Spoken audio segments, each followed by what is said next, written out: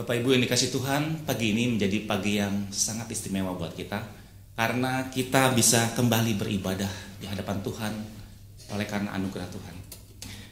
Karena itu mari kita menyambut panggilan beribadah dari Tuhan. Ya Allah, Engkau memanggil dan mengumpulkan kami dalam satu keluarga untuk saling mengasihi dan bekerja sama, saling mendukung dan memulihkan. Engkau memanggil dan mengumpulkan kami dalam komunitas dengan semua orang untuk membawa keadilan dan harapan, kebebasan dan kebenaran. Engkau memanggil dan mengumpulkan kami dalam komunitas dengan seluruh ciptaan untuk hidup dalam harmoni, saling menghargai dan memperbarui. Bapak Ibu yang dikasih Tuhan, mari kita memulai ibadah ini dengan berdiri. Kita memuliakan Tuhan yang menyatukan kita dalam keluarga dan persekutuan.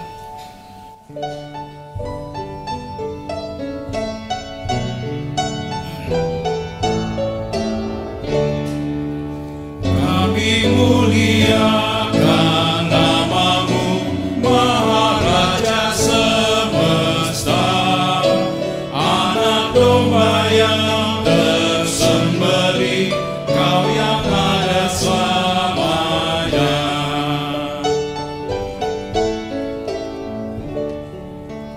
Kami sujud di hadapan-Mu, Kau yang maha mulia.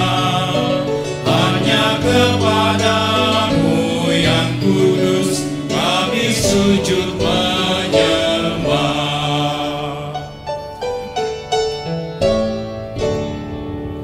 Raja sorga, Raja dunia, bumi laut dan isinya, Kaulah Raja alam semesta, Kau yang maha mulia.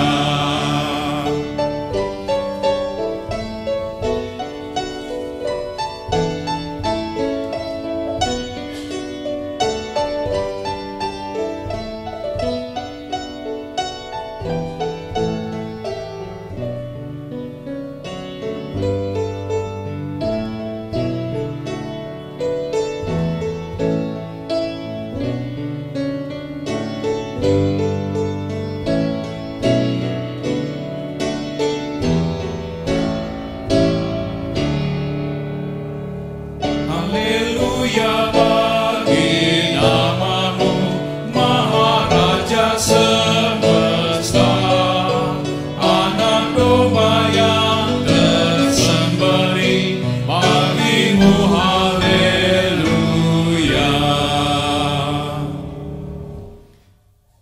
Pertolongan kita adalah di dalam nama Tuhan yang menjadikan langit dan bumi.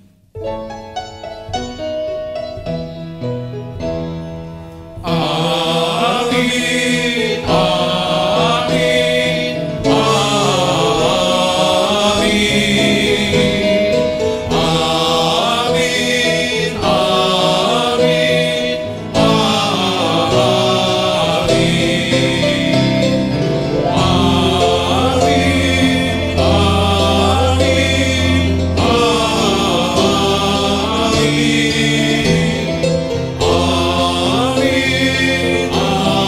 amin, amin, Tuhan besertamu, dan besertamu juga. dipersilakan duduk kembali.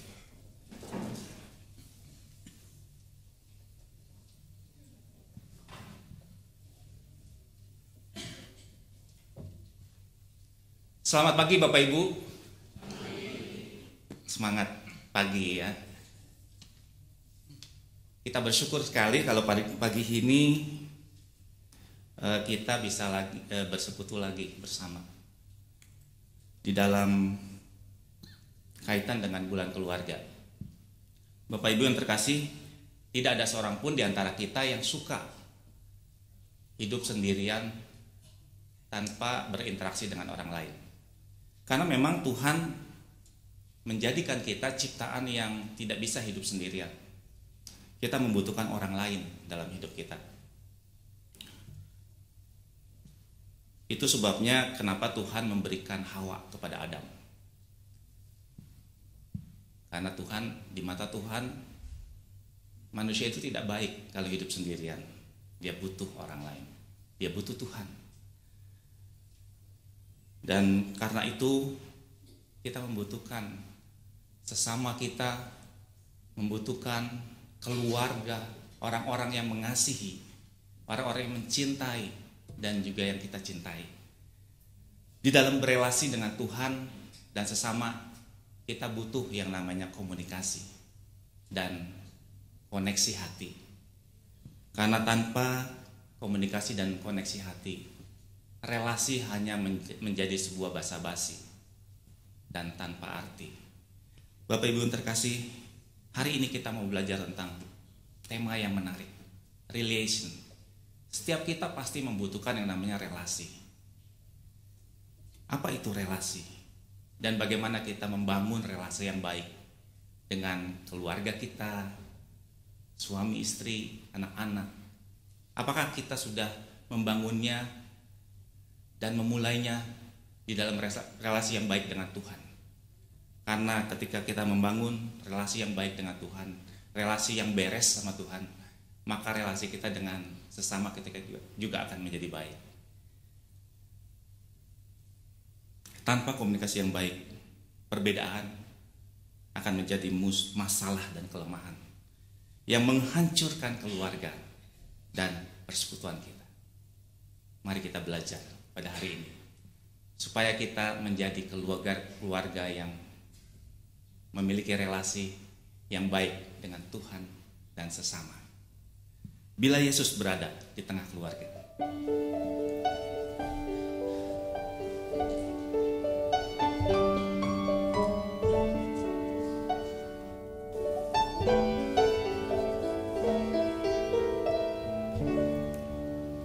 bila Yesus berada di tengah keluarga, bahagialah kita, bahagialah kita.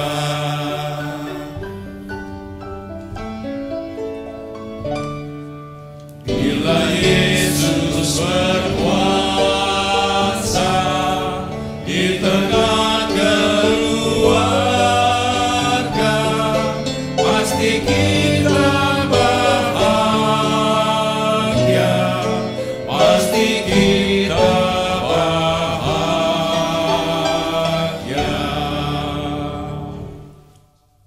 Bapak Ibu yang terkasih, apa yang paling kita ingat ketika kita mendengar atau membaca kisah perumpamaan anak yang hilang?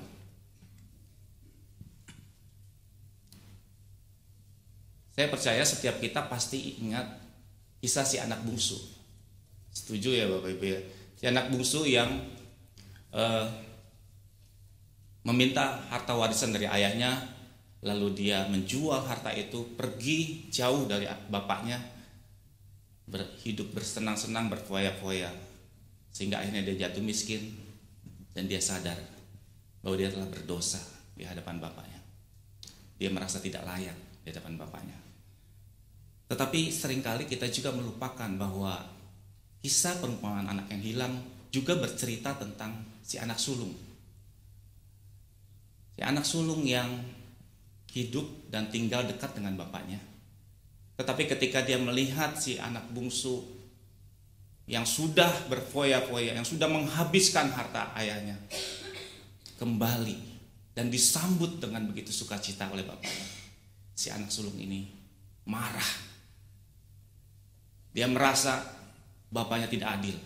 Dia merasa bahwa dia seharusnya yang lebih layak menerima kasih dari bapaknya. Dia yang harusnya, dia merasa bahwa dia lebih baik dibandingkan adiknya, si anak bungsu. Bapak Ibu yang terkasih, di manakah kita berada? Apakah kita seperti si anak bungsu yang lebih suka hidup menjauh dari Tuhan, yang lebih suka mengikuti kehendak diri kita yang berdosa, mengikuti kesenangan diri kita? Ataukah kita seperti si anak sulung yang merasa diri lebih baik dari orang lain, yang merasa diri lebih layak, lebih rohani dibanding yang lain. Di dalam relasi kita dengan sesama, dengan Tuhan, mari pagi ini kita menundukkan kepala kita. Mari kita melihat ke dalam diri kita masing-masing. Bagaimana selama ini kita hidup? Adakah kita hidup seperti si anak bungsu yang lebih suka bersenang-senang, hidup menjauh dari Tuhan, hidup mengikuti kehendak diri kita yang berdosa, atau seperti anak sulung yang tidak suka ketika melihat orang yang berdosa kemudian berbalik kepada Tuhan, yang merasa diri lebih layak di hadapan Tuhan. Mari kita mengakui segala kelemahan dan dosa kita.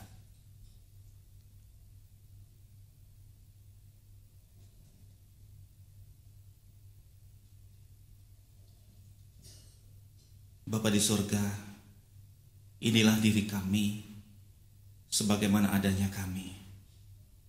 Kami yang begitu lemah dan terbatas. Kami yang lebih suka mengikuti kehendak diri kami seperti domba yang hilang. Bahkan ketika kami membangun relasi kami dengan Tuhan, kami lebih suka mengikuti kehendak kami, keinginan kami, kesukaan kami, bukan kehendak Tuhan. Ampuni kami Tuhan. Bahkan kami juga seringkali menjadi seperti si anak sulung yang menganggap diri kami lebih baik dan lebih layak di tengah keluarga, di tengah persekutuan dengan sesama, dengan saudara seiman kami. Tanpa sadar kami melakukan itu. Ampuni kami ya Tuhan. Kiranya Engkau mau berbelas kasihan pada kami dan memulihkan kami dari segala dosa dan kejahatan kami. Hanya dalam Kristus kami berdoa dan mengucap syukur. Amin. Yesus Raja Damai.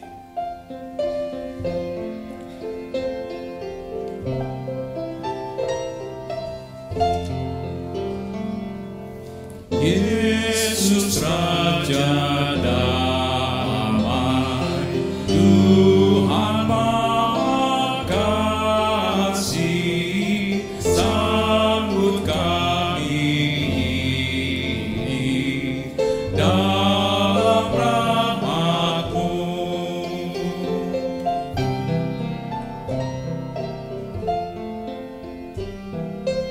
Buanglah ya Tuhan dosa-dosa kami, rantai kuasa jahat Kau putuskanlah.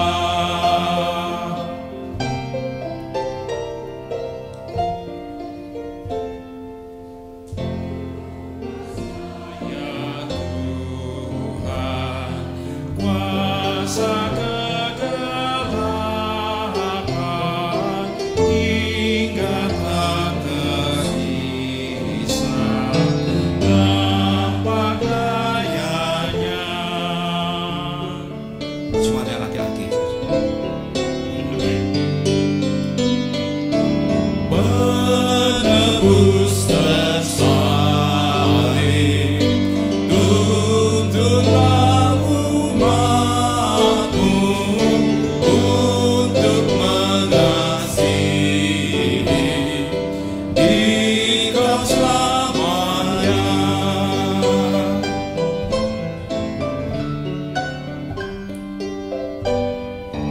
Engkau kami ikut, terobos kegelapan, sampai kami masuk sukacita-Mu. Jemaat diundang untuk berdiri. Marilah kita menyambut berita anugerah dari Tuhan dan menyatakan bahwa jika kita mengaku segala dosa kita, maka Allah yang setia dan adil, Dia akan mengampuni segala dosa kita dan menyucikan kita dari segala pelanggaran kita. 2 Tawarik 7 ayat 14-16 berkata, "Dan umatmu yang atasnya namaku disebut, merendahkan diri, berdoa dan mencari wajahku, lalu berbalik dari jalan-jalan yang jahat, maka aku akan mendengar dari sorga dan mengampuni dosa mereka, serta memulihkan negeri mereka. Sekarang mataku terbuka dan telingaku menaruh perhatian kepada doa dari tempat ini. Sekarang telah kupilih dan kukuduskan rumah ini, supaya namaku tinggal di situ untuk selama-lamanya. Maka mataku dan hatiku akan ada di situ sepanjang masa." Demikianlah berita anugerah dari Tuhan. Syukur kepada Allah.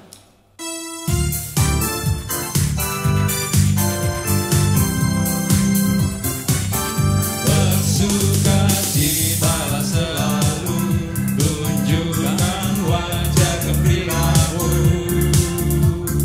Lihat teman di kanan kiri dan di sekitarmu, berikan salam damai, karena kasih karunia serta pengampunan dari diberi.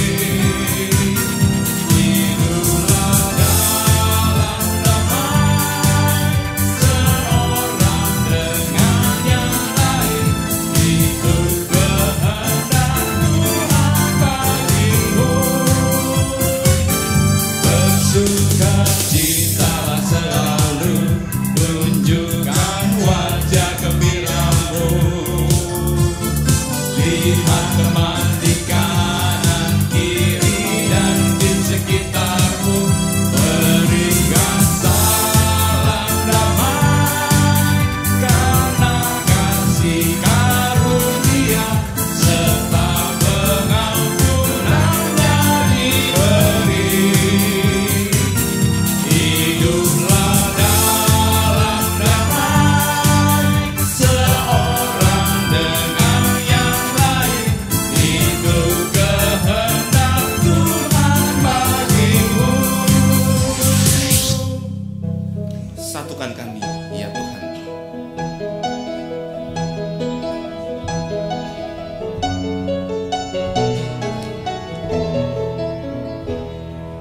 Satukan kami ya Tuhan, satukan dengan ikatan yang kuat. Satukan kami ya Tuhan, satukan dengan kasih-Mu yang kekal. Allah yang esa, Raja yang esa, umat-Mu esa, pujian bergema Bersama-sama. Satukan kami ya Tuhan, satukan dengan ikatan yang kuat. Satukan kami ya Tuhan, satukan dengan kasih-Mu yang kekal. Allah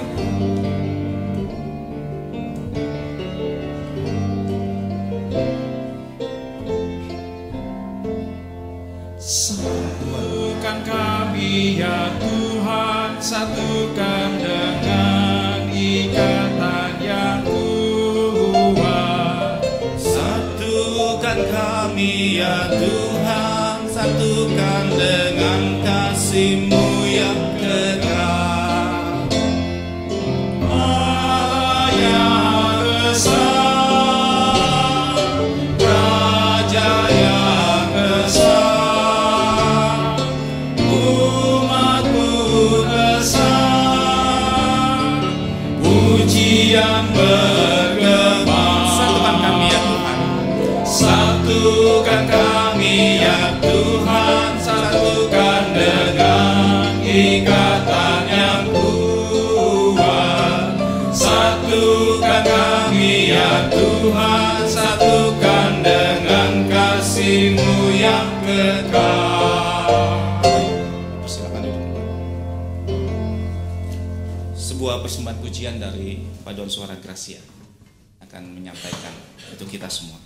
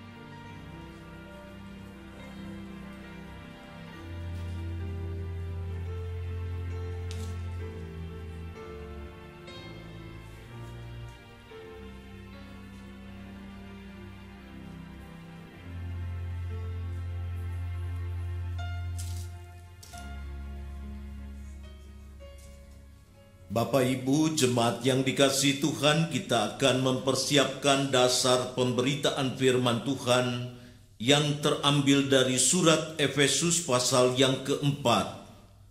Surat Efesus pasal yang keempat ayat 25 hingga ayat yang ke-32. Sebelum kita membaca dan merenungkan bagian dari firman Tuhan ini, mari kita menyatukan hati dalam doa mohon pertolongan Roh Kudus. Di dalam doa kita berdoa. Bapa surgawi Allah yang kekal, kami mengucap syukur apabila pada pagi hari ini kami boleh berkumpul di rumah-Mu. Terlebih dari itu kami mengucap syukur oleh karena di dalam ibadah ini Engkau menyapa kami kembali melalui firman yang diberitakan.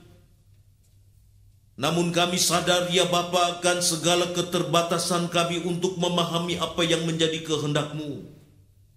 Dan hamba-Mu sadar akan segala keterbatasan dan ketidaklayakannya untuk membahasakan apa yang menjadi isi hati-Mu.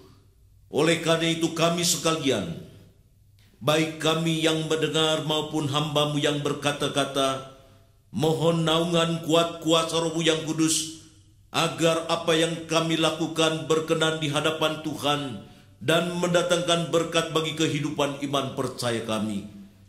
Berfirmanlah ya Bapa, sebab kami anak-anak-Mu siap untuk mendengar. Di dalam nama Tuhan Yesus Kristus kami mohon. Amin. Efesus pasal yang keempat ayat 25 hingga ayat yang ke-32, firman Tuhan mengatakan demikian.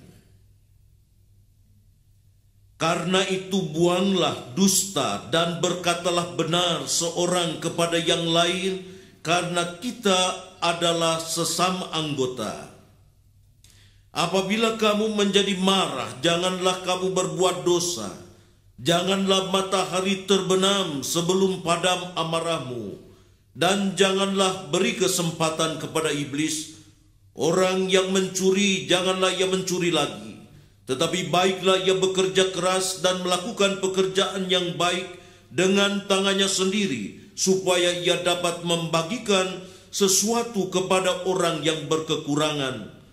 Janganlah ada perkataan kotor keluar dari mulutmu, tetapi pakailah perkataan yang baik untuk membangun di mana perlu, supaya mereka yang mendengarnya beroleh kasih karunia.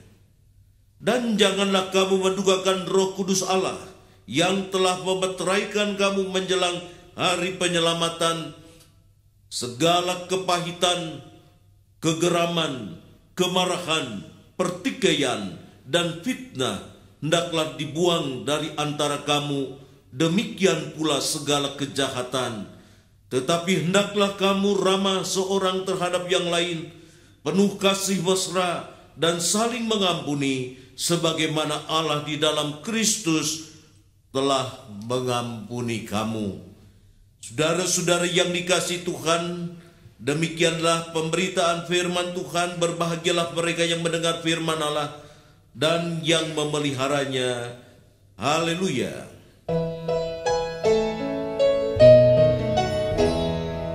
Haleluya, haleluya, haleluya, haleluya, haleluya, haleluya, haleluya, haleluya.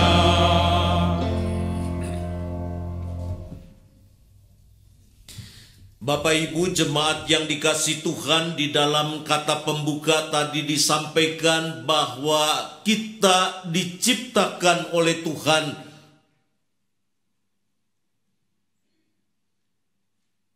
untuk berhubungan, untuk berelasi. Kita diciptakan bukan sebagai makhluk individual, tetapi kita diciptakan sebagai makhluk sosial. Saudara-saudari yang dikasihi Tuhan, tubuh kita, tubuh saudara-saudara dan saya ada terdiri dari tubuh, ada terdiri dari emosi, jiwa kita, dan ada di dalamnya roh. Tiap-tiap bagian betapapun tidak bisa dipisahkan punya kebutuhannya masing-masing. Tubuh membutuhkan asupan, makanan, minuman, udara, suasana. Sementara emosi punya kebutuhan-kebutuhan sendiri. Ada 4 kebutuhan dasar emosi ya. Kita perlu butuh dicintai.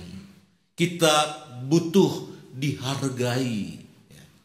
Kita butuh dimiliki. Dan kita juga butuh untuk menjadi diri sendiri.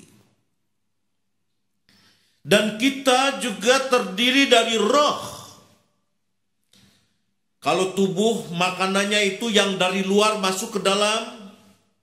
Kalau jiwa, emosi itu makanannya apabila kita bisa mengeluarkan dan bisa kita mendapatkan. Tetapi roh itu makanannya ketika kita bisa memberikan sesuatu kepada orang lain, kepada orang-orang di sekitar kita. Jadi saudara-saudara yang dikasihi Tuhan, untuk 3 jenis kebutuhan, baik tubuh, jiwa, dan roh, kita membutuhkan orang lain. Kalau kita tadi pagi sarapan di rumah, sarapan bisa tersedia di meja kita itu, apakah hasil kita mencangkul dan menanam?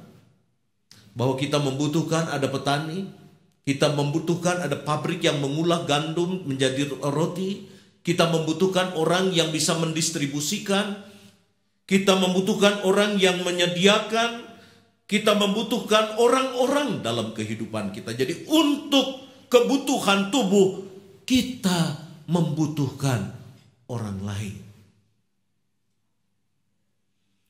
Tidak ada orang yang bisa mengatakan pada zaman sekarang, aku bisa menanam sendiri, aku bisa memancing sendiri, aku bisa mencari air sendiri. Tidak ada di zaman sekarang orang yang bisa mengatakan, aku tidak butuh orang lain. Ketika kita mengatakan kita tidak butuh orang lain, maka kita sedang meluncur pada kebinasaan. Itu berkaitan dengan tubuh. Saudara-saudara yang dikasihi Tuhan, yang kedua berkaitan dengan jiwa, berkaitan dengan kebutuhan emosi. Adakah orang yang merasa dicintai kalau tidak ada orang-orang di sekitarnya yang mencintai? Adakah orang-orang merasa dihargai apabila tidak ada orang-orang yang memberikan harga sepantasnya terhadap diri kita? Adakah kebutuhan kita untuk dimiliki, bagian menjadi orang lain, bisa didapat kalau kita tidak punya orang-orang yang di sekitar hidup kita? Jadi kalau ada orang mengatakan aku tidak perlu orang lain, aku bisa mengerjakan segala sesuatu dengan kemampuan kita, itu adalah sebuah omong kosong. Kita merasa dicintai. Sebagai suami, saya merasa dicintai oleh karena pertama-tama ada istri. Seorang istri merasa dicintai oleh karena ia memiliki seorang suami. Seorang anak merasa dicintai oleh karena ia memiliki orang tua. Orang tua merasa dicintai oleh karena ia memiliki anak-anak yang berbakti. Jadi kalau kita mengatakan aku tidak perlu orang lain, maka sebenarnya kita sedang memangkas jalur-jalur di mana emosi kita membutuhkan sesuatu. Saudara-saudara yang dikasihi Tuhan, spiritualitas kita, rohani kita membutuhkan orang lain. Sebab rohani kita akan diperkaya apabila kita bisa berbuat bagi orang lain. Ketika ada orang miskin, kita bantu, kita tolong. Lalu ia merasakan kasih pertolongan Tuhan begitu besar. Dan kita merasakan ada kepuasan ketika kita bisa meringankan beban orang lain. Kepuasan yang kita dapat itu adalah makanan rohani kita. Jadi kita bayangkan kalau tidak ada orang lain di mana kita bisa berbuat sesuatu. Jadi kalau ada orang dengan sembrono mengatakan, aku tidak mau berdekatan denganmu yang selalu menyusahkan aku. Aku tidak mau berdekatan dengan orang-orang yang senantiasa merongrong. Maka sebenarnya ia sedang mengingkari kesempatan-kesempatan yang Tuhan sediakan dalam kehidupannya. Supaya ia bisa memberikan makan rohani. Jadi untuk bisa memberi makan rohani kita, spiritualitas kita, kita butuh orang-orang lain. Sebab ketika kita berbuat sesuatu yang berarti bagi orang lain dan kita menemukan makna hidup, arti hidup, maka arti yang kita dapat ketika kita berbuat bagi orang lain, itulah makanan bagi roh kita. Jadi saudara-saudara yang dikasihi Tuhan, kalau kita mengatakan aku tidak butuh orang lain, aku tidak perlu orang lain, aku bisa hidup seorang diri, maka ia bukan ciptaan Tuhan. Sebab Allah menciptakan kita untuk hidup bersama-sama dengan orang lain. Ada lingkar terkecil persekutuan hidup sebagai keluarga. Ada lingkar yang lebih luas kita hidup sebagai umat Allah. Ada lingkar yang lebih luas kita hidup sebagai masyarakat. Dan di setiap lingkar, disitulah sebenarnya kebutuhan-kebutuhan hidup kita didapat. Jadi saudara-saudara yang dikasihi Tuhan, tidak ada jalan lain dalam hidup kita untuk berelasi dengan orang. Sebab dengan berelasi kita menjadi sempurna. Orang-orang yang egois yang tidak perlu orang lain, sebenarnya ia sedang mengelabui dirinya. Memang mungkin kasat mata, sepulangnya dari gereja aku pulang ke rumah, di rumah sudah ada makanan, aku tidak perlu orang lain. Tetapi ketika kita mengatakan aku tidak perlu orang lain, sebenarnya kita sedang berbalik dari Tuhan, mengingkari sebuah karya yang besar, yang menakjubkan dari Allah, bahwa Allah menciptakan dari debu dan tanah manusia, dan manusia itu Tuhan ciptakan di dalam hidup kebersamaan dalam sebuah keluarga besar, dalam keluarga yang lebih besar lagi di tengah-tengah masyarakat, supaya kita berelasi. Saudara-saudara yang dikasihi Tuhan, supaya kita memiliki hubungan, maka kita mesti memiliki kegiatan bersama. Jadi kalau kita ingin punya relasi dekat dengan pasangan, relasi dekat dengan anak-anak kita, maka pertanyaan penting bagi kita, sudahkah kita menyediakan waktu untuk melakukan kegiatan bersama-sama? Zaman sekarang banyak rumah seperti hotel. Ketika pulang ke rumah, anak-anak sudah tidur. Lalu ketika pagi-pagi kita berangkat, mungkin ada anak-anak yang belum bangun. Dan ketika ada hari libur, hari Sabtu, masing-masing sibuk dengan gadgetnya, dengan teman-temannya. Kita sebagai keluarga gagal untuk membangun relasi dengan anggota keluarga kita. Saudara-saudara yang dikasihi Tuhan, relasi hubungan itu apabila kita ada bersama-sama, dan bukan hanya bersama-sama, kita bisa melakukan kegiatan bersama-sama. Kita ada bersama-sama, bukan hanya melakukan kegiatan bersama-sama, kita juga berinteraksi, bercakap-cakap. Dan saudara-saudara yang dikasihi Tuhan, ketika kita bercakap-cakap, kualitas percakapan ini juga akan menentukan sejauh mana tingkat relasi kita. Ada suami istri sering bercakap-cakap dengan pasangannya, tapi mempercakapkan orang lain. Oh, si ini ya, si itu ya udah punya mobil ya, oh itu ya rumahnya ganti ya. Kita bicara banyak dengan pasangan kita, tetapi mempercakapkan orang lain. Kita bercakap-cakap dengan pasangan kita, dengan anak-anak kita, tetapi mempergunjingkan orang lain. Memang kita bercakap-cakap, ada relasi, tetapi relasi itu dangkal. Sebab kita hanya mempercakapkan tentang orang lain. Kita tidak mempercakapkan isi hati kita. Kita sering bercakap-cakap dengan pasangan kita, dengan anak-anak kita, tetapi percakapan kita lebih pada olah pikir. Kita berdiskusi, mencari satu kebenaran. Dan oleh karena itu percakapan yang diwarnai dengan diskusi sering berakhir dengan pertengkaran. Sebab kita hanya ingin menemukan satu kebenaran.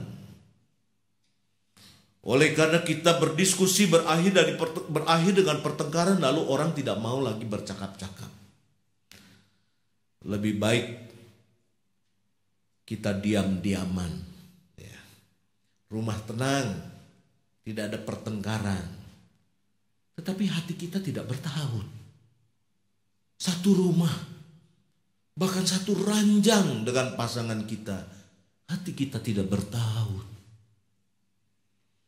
Jadi saudara-saudara yang dikasihi Tuhan, tidak cukup sebuah relasi itu terjadi apabila kita berada di tempat yang sama. Tidak cukup sebuah relasi itu terjadi apabila kita melakukan kegiatan bersama. Tidak cukup sebuah relasi terjadi apabila kita bercakap-cakap. Kalau di dalam percakapan kita tidak menyeberangkan isi hati. Saudara-saudara yang dikasihi Tuhan, sebuah hubungan yang benar, baik di dalam keluarga, antar suami dengan istri, antara orang tua dengan anak, antara kita dengan rekan-rekan sepelayanan, antara kita dengan tetangga, dan yang hakiki relasi kita dengan Tuhan, itu hanya mungkin apabila kita berelasi dengan isi hati. Dalam teori komunikasi, kata-kata itu hanya menyeberangkan sedikit saja. Mungkin hanya beberapa belas persen dari isi hati. Jadi kalau kita ditanya oleh pasangan, ya, kamu marah sama aku. Pasangan kita tanya, terus kita jawab, enggak. Marah enggak kira-kira? Jawabannya tidak, aku tidak marah. Tapi ngomongnya dengan menyentak. Atau kita tanya kepada pasangan kita, kamu sedih? Enggak. Tapi matanya berkaca-kaca. Sedih atau tidak? Jadi saudara-saudara yang dikasihi Tuhan, banyak orang ketika berkomunikasi, mereka hanya mengandalkan kata-kata. Ketika berkomunikasi kita tidak melihat mukanya bagaimana, kita tidak mengaktifkan perasaan kita, hati kita untuk merasakan bagaimana denyut yang ada di dalam hatinya.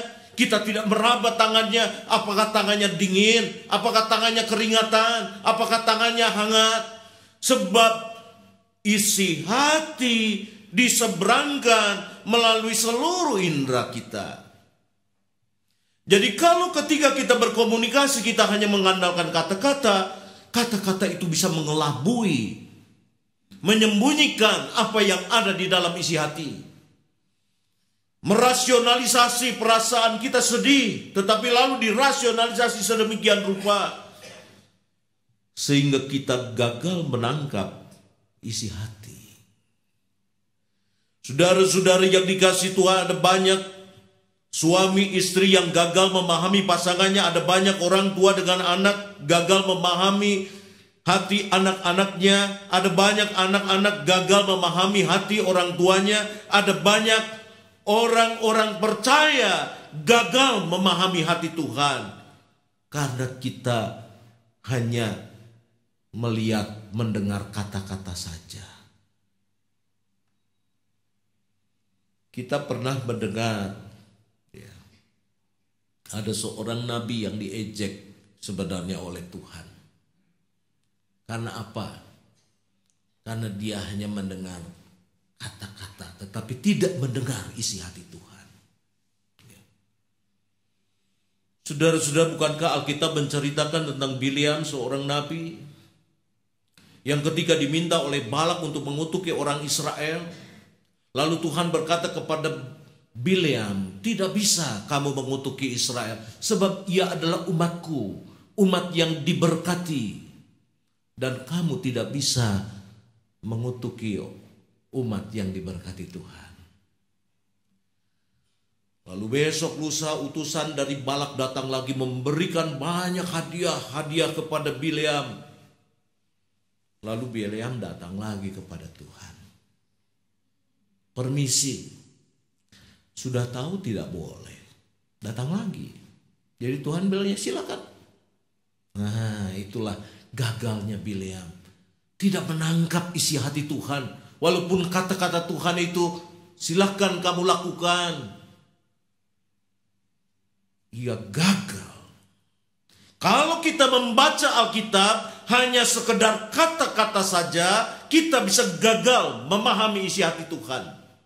Kalau kita membaca Alkitab, lalu kita hanya membaca secara literer apa yang menjadi hukum-hukum, apa yang menjadi aturan-aturan, tanpa memahami jiwa hatinya Tuhan, maka kita gagal untuk memiliki hubungan yang benar dengan Tuhan. Oleh karena itu Bileam ketika tunggangi kuda, keledai, lalu keledainya itu mepet ke kiri, dipukuli kencang-kencang, balik lagi ke tengah. Lalu ketika ditunggangi lagi, keledainya itu mepet ke tembok ke samping, dipukuli, kembali lagi ke tengah. Dan ketika keledainya ditunggangi, lalu sekarang keledainya tiarap, disitulah Bileam marah, memukuli. Dan ketika dia memukuli habis-habisan, lalu keledainya itu balik bertanya, mengapa kau memukuli aku? Saudara-saudara yang dikasihi Tuhan, keledai melihat malaikat Tuhan di depan dengan pedang mengunus. Tetapi seorang nabi Tuhan, seorang yang punya jabatan, yang diberikan kewenangan, lalu tidak bisa melihat utusan Tuhan yang menghadang di depannya. Kenapa? Sebab ia gagal membangun relasi dengan Tuhan.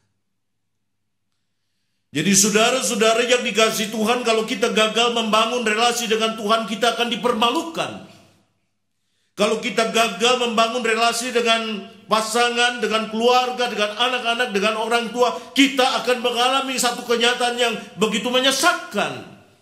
Sebab kita tidak tahu apa yang menjadi isi hati pasangan kita.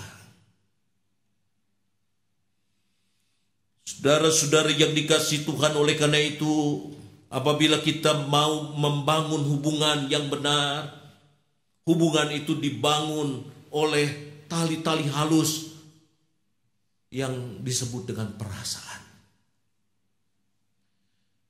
Jadi saudara-saudara yang dikasihi Tuhan, kalau kita ingin punya relasi benar dengan pasangan, relasi benar dengan anak, dengan orang tua, dengan rekan sepelayanan, dengan rekan sekerja, berikan tempat yang selayaknya terhadap perasaan. Perasaan itu dengan mudah akan putus dengan kekerasan hati. Perasaan itu dengan mudah akan putus ketika kita tidak mau peduli. Halus dibangun sedemikian rupa. Jadi kalau kita telah berpasangan 30 tahun dan kita menjalin dengan tali-tali halus perasaan dengan pasangan kita, tali itu akan begitu kuat, sehingga kita akan merasakan denyut yang ada di dalam hati pasangannya. Bahkan kita akan tahu, merasakan apa yang menjadi gejolak di dalam hatinya. Tetapi kalau kita gagal membangun hubungan dengan mengabaikan perasaan, oleh karena kita hanya mengandalkan logika, menggunakan kata-kata, maka rumah tangga kita akan menjadi rumah tangga yang kering, gersang. Sebab kita tidak memahami apa yang menjadi isi hati orang-orang yang kita kasihi. Saudara-saudara yang dikasihi Tuhan, membaca isi hati itu penting. Oleh karena itu, ketika hamba Bapak Abraham diutus oleh tuannya Abraham untuk mencari calon bagi anaknya Ishak, di tengah jalan hamba Bapak Abraham itu bingung.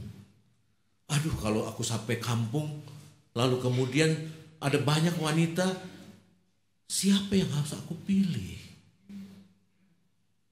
Yang menarik adalah ketika hamba Bapak Abraham di tengah jalan itu berdoa kepada Tuhan. Dan buat saya doanya ini menarik.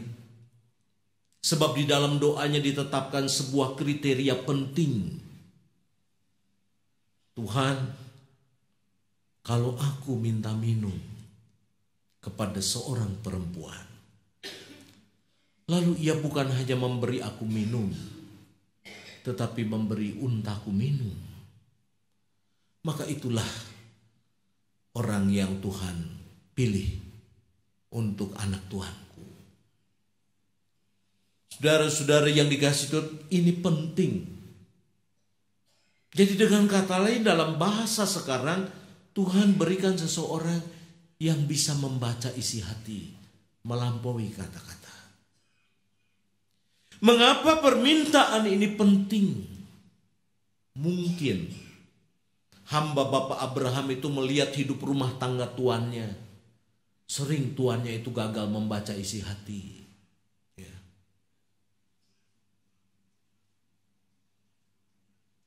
Kan sebenarnya kalau Abraham memanggil Hagar itu kan atas izin, atas alternatif yang disampaikan juga oleh istrinya.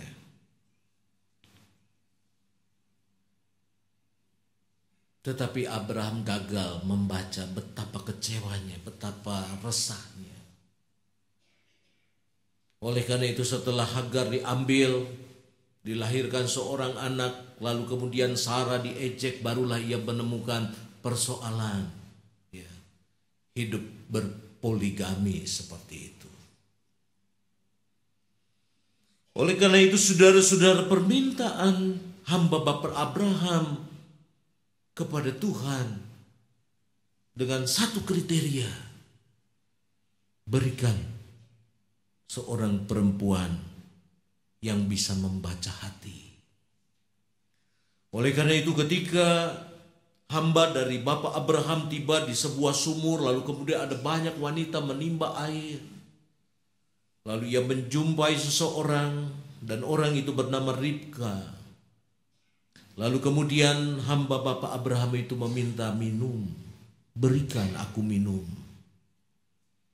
Tetapi di dalam kitab Kejadian pasal 24, bagaimana Ribka bukan saja memberikan hamba Bapak Abraham minum, tetapi ia menimba lagi, memberikan unta-untanya minum.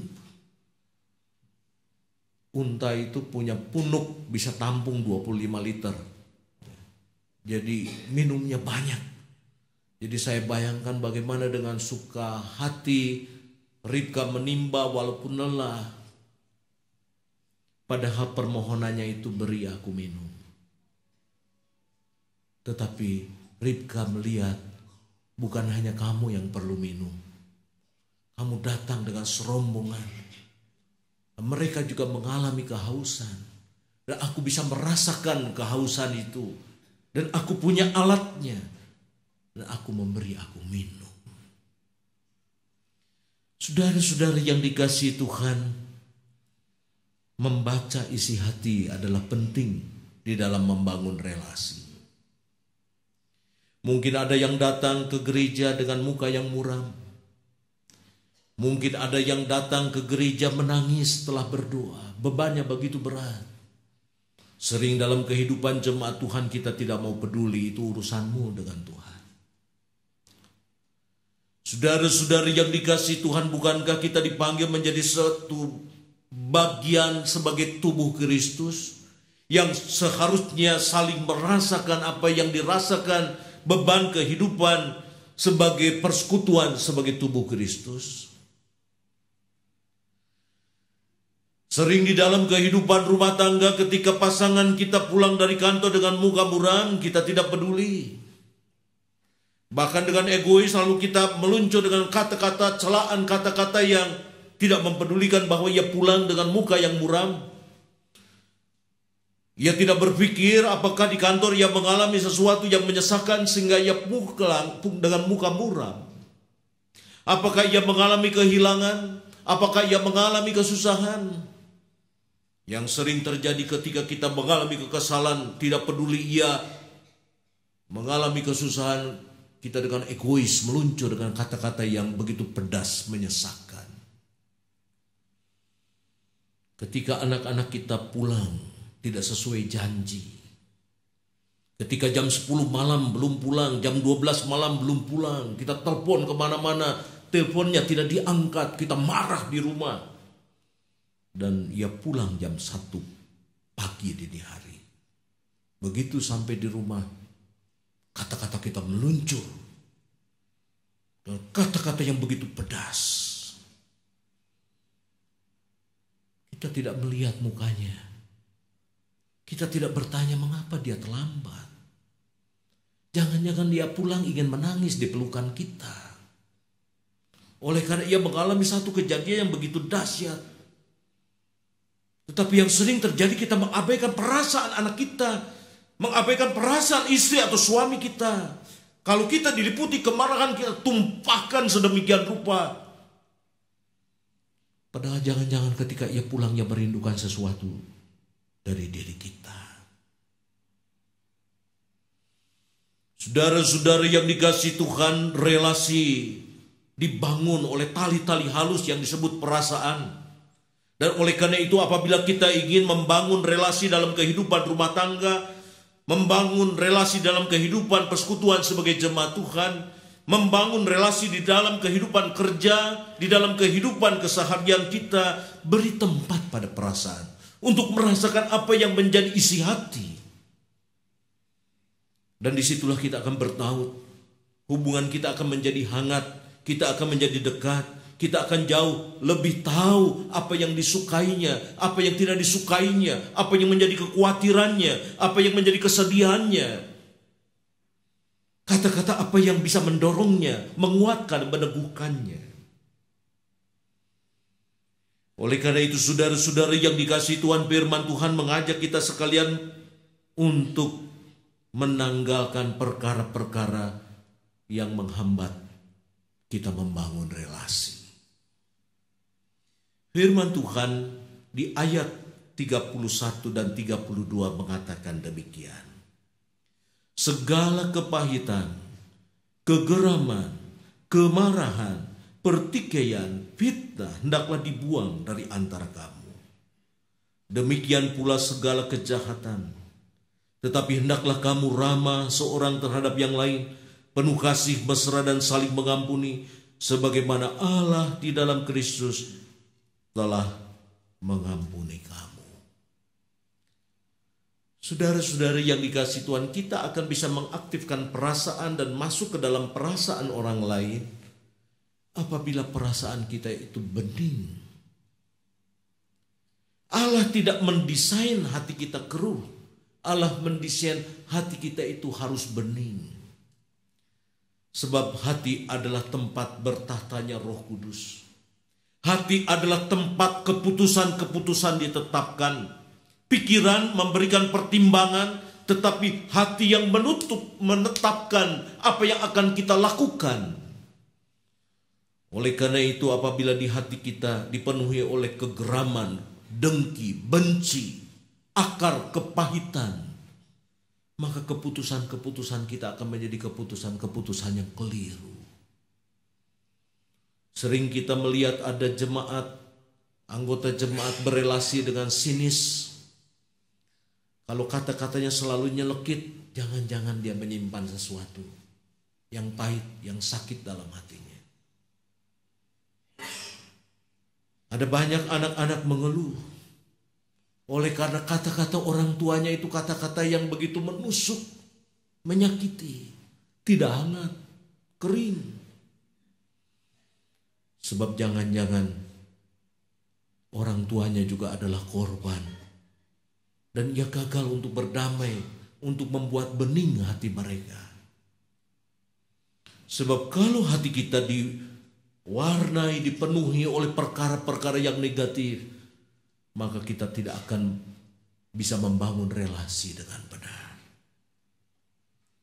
Segala kepahitan buang, sebab itu akan merugikan. Segala kegeraman, dalam bahasa aslinya disebut dengan orgijestai, marah yang berakar, lalu menjadi dendam. Itu adalah satu perkara yang menjadi kesukaan iblis. Oleh karena itu Tuhan berfirman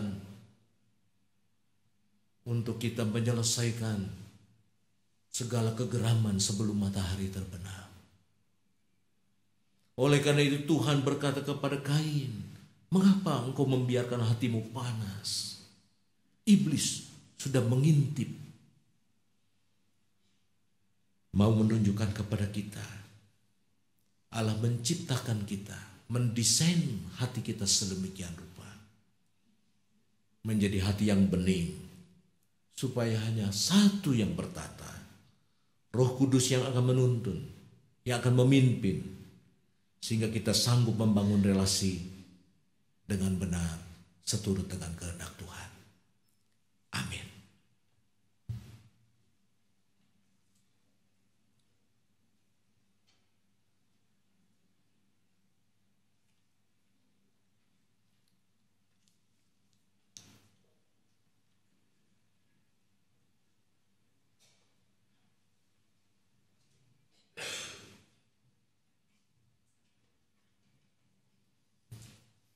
Jemaat terkasih, saya ulang kita bangkit berdiri dan bersama dengan gereja yang senantiasa disertainya, marilah kita mengaku iman seturut dengan pengakuan iman rasuli.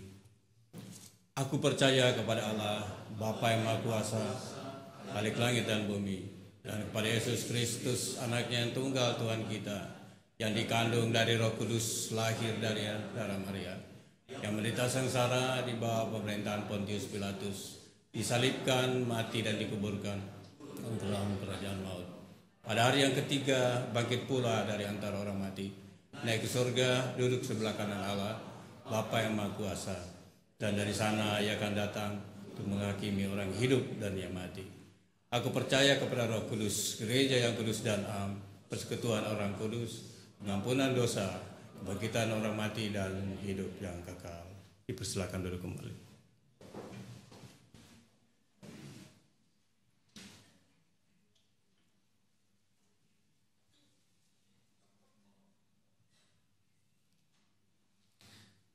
Jemaat yang dikasihi Tuhan, mari kita menyatukan hati kita di dalam doa syafaat. Kita berdoa. Bapa surgawi Allah yang kekal, kami mengucap syukur atas kehangatan persekutuan jemaat-Mu yang boleh terus terpelihara sampai hari ini. Kami yakin dan percaya di dalamnya Engkau menyediakan berkat-berkat bagi setiap orang yang membersihkan hatinya, sehingga hati yang bening dipenuhi oleh berkat Tuhan, memberikan kekuatan kepada kami semua untuk berelasi dengan benar, baik dengan Tuhan maupun dengan sesama kami. Di tengah-tengah syukur dan sukacita kami pada saat ini, kami teringat saudara-saudara kami yang sakit, yang terbaring di rumah ataupun di rumah sakit, mereka yang berseru mohon kesembuhan yang berasal daripada-Mu. Kami yakin dan percaya kalau Tuhan berkehendak untuk menyembuhkan, tidak ada sakit yang tidak dapat disembuhkan.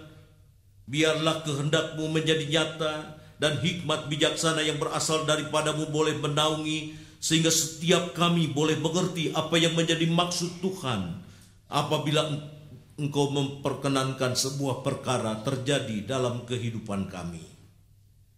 Bapa surgawi Allah yang kekal, kami berdoa bagi pemerintah dan bangsa kami di tengah proses transisi, persiapan pelantikan presiden wakil presiden. Tuhan, kiranya Engkau yang memberikan situasi yang aman, ketertiban di tengah-tengah masyarakat. Kami mengucap syukur Engkau tempatkan kami di tengah-tengah masyarakat yang majemuk. Biarlah Engkau yang memberikan hikmat dan bijaksana kepada gereja-Mu, kepada setiap lembaga-lembaga keagamaan dan lembaga-lembaga kemasyarakatan, kepada aparatur pemerintah untuk memelihara kemajemukan. Kami mengucap syukur Engkau tempatkan kami di bumi yang penuh dengan keanekaragaman hayati. Biarlah Engkau yang memberikan hikmat dan bijaksana kepada kami semua selaku bangsa, untuk memelihara keanekaragaman hayati, agar tanah air kami boleh menjadi berkat bagi bangsa-bangsa, menjadi paru-paru dunia, di mana kami boleh merasakan berkat Tuhan yang tidak berkesudahan. Bapa surgawi Allah yang kekal, kami berdoa bagi rangkaian acara Bulan Keluarga 2019 Di tengah-tengah jemaat-Mu di sini, biarlah melaluinya ya Bapa, tiap-tiap keluarga boleh semakin direkatkan, dihangatkan, dan boleh merasakan kasih setia Tuhan yang tiada berkesudahan, dan boleh mengalirkan kasih setia yang berasal daripada-Mu di dalam kehidupan keseharian kami semua. Bapa Surgawi Allah yang kekal, kami berdoa bagi masyarakat yang mengalami pelbagai musibah, terlebih khusus kebakaran yang terjadi di Sumatera dan Kalimantan. Tuhan, kiranya Engkau yang memberkati aparatur pemerintah dan masyarakat yang bahu-membahu untuk menyelesaikan, mengatasi musibah kebakaran. Dan Engkau juga yang menyingkapkan setiap mata dan hati yang dibutakan oleh keserakahan, dan oleh karena itu memanfaatkan musim kemarau untuk membuka lahan dengan membakar hutan secara semena-mena. Biarlah kearifan, hikmat, dan takut akan Tuhan menyertai mereka semua. Bapa Surgawi Allah yang kekal, kami datang di rumah-Mu pada saat ini membawa banyak beban pergumulan hidup kami, baik yang ada dalam kehidupan rumah tangga kami, yang ada dalam kehidupan usaha dan pekerjaan kami, yang ada dalam kehidupan studi, pergaulan, dan keseharian kami. Kiranya Engkau yang menaruh berkat atas kami semua, agar kami boleh menjadi pemenang atasnya. Di tempat di mana kami berbeban berat, di situ kami boleh memberitakan keajaiban-keajaiban-Mu. Bapa Surgawi Allah yang kekal, kami serahkan seluruh doa dan permohonan kami hanya di dalam nama Tuhan Yesus Kristus yang mengajar kami berdoa. Bapa kami yang di surga,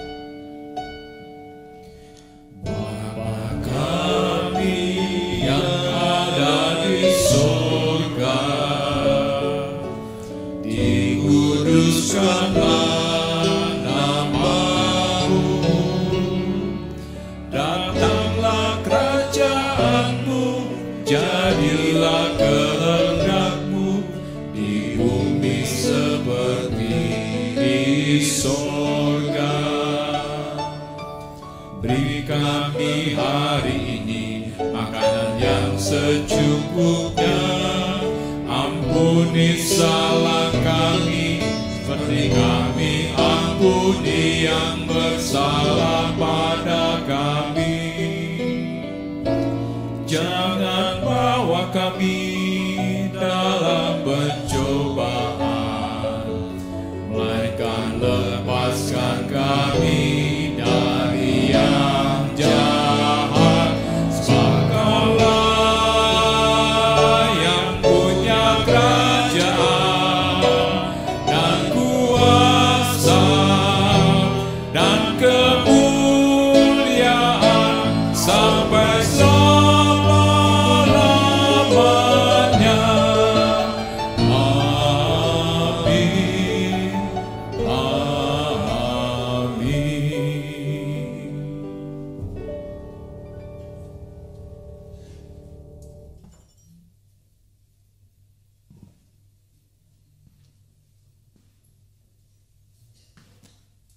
Umat Tuhan, mari kita mengucap syukur kepada Allah melalui persembahan kasih yang kita berikan saat ini. Demi pelayanan kesaksian di tengah-tengah persekutuan kita, sama seperti nasihat Rasul Paulus dalam 2 Korintus 8 ayat yang ke-7. Maka sekarang sama seperti kamu kaya dalam segala sesuatu, dalam iman, dalam perkataan, dalam pengetahuan, dalam kesungguhan untuk membantu, dan dalam kasih-Mu terhadap kami. Demikianlah juga hendaknya kamu kaya dalam pelayanan kasih ini. Ya Tuhan, hanya inilah.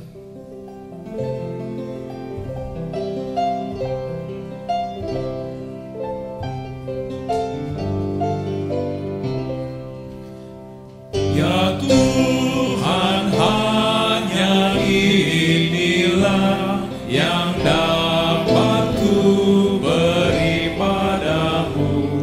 Ungkapan syukur apalah dibanding berkat karunia-Mu.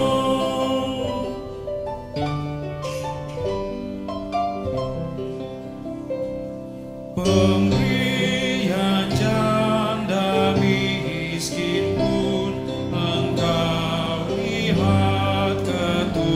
utusannya, tiliklah juga hatiku saat ku bawa persembahan.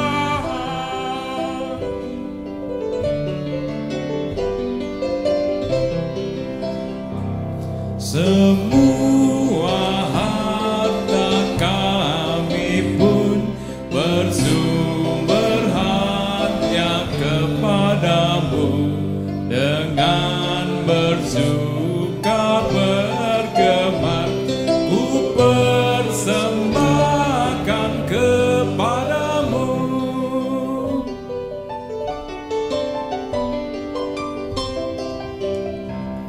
Kasih-Mu nyata selamanya sepanjang hidup di dunia, dikala suka dan senang, hanyalah Engkau jaminannya.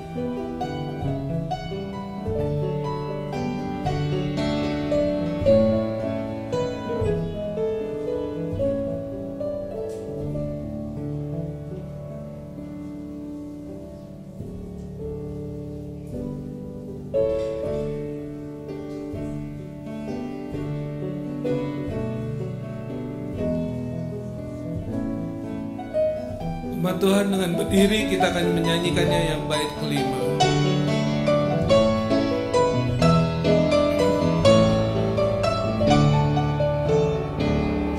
Pujian hormat terimalah, ya Tuhan sumber segala berkat, di tiap waktu dan tempat. Naiklah syukur kepadamu. Mari kita satu dalam doa. Bapa di dalam sorga, kami datang kembali ke hadirat-Mu ya Tuhan, khususnya dalam kami membawa persembahan kami. Biarlah ya Tuhan, dengan ucapan syukur dan hati yang sukacita, kami boleh memberikan persembahan ini, dan sekiranya Tuhan juga yang boleh berkenan, kuduskan dan layakkan persembahan ini ya Tuhan. Biarlah persembahan ini juga berguna untuk membangun relasi kami dengan-Mu ya Bapa, dan juga dengan sesama kami. Terima kasih ya Tuhan, inilah doa kami ya Bapa. Dalam nama Tuhan Yesus Kristus, haleluya Tuhan, amin.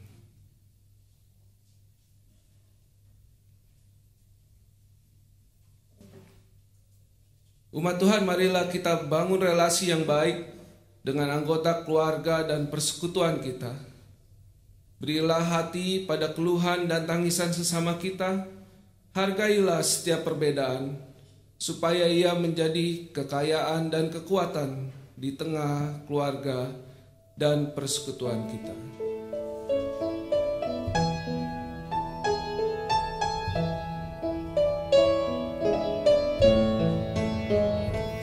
Keluarga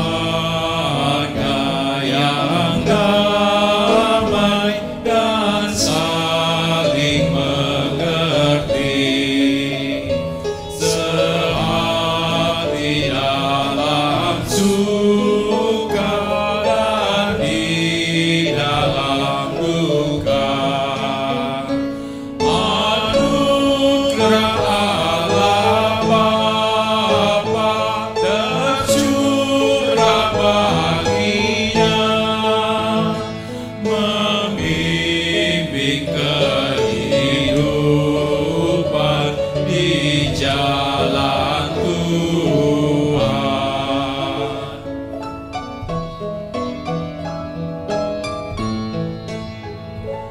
Keluarga bahagia saling mengasihi, setia pada janji yang telah diikrarkan. Anugerah Allah Bapa tercurah baginya, membimbing kehidupan di jalan Tuhan.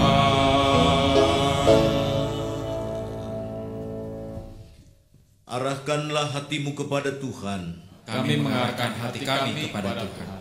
Jadilah saksi Kristus. Syukur pada Allah, Terpujilah Tuhan. kini dan selamanya. Kini pulanglah dengan damai sejahtera dan terimalah berkat Tuhan. Anugerah dan damai sejahtera dari Allah Bapa, dari Tuhan Yesus Kristus, dan persekutuan di dalam Roh Kudus menyertai saudara-saudara sekalian sekarang ini sampai selama-lamanya. Haleluya.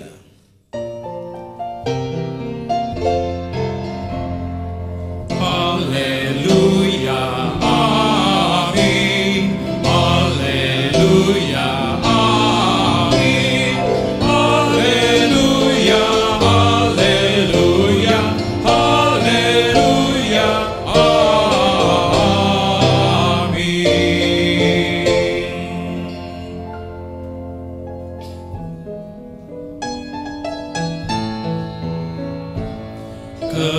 Keluarga beriman beralaskan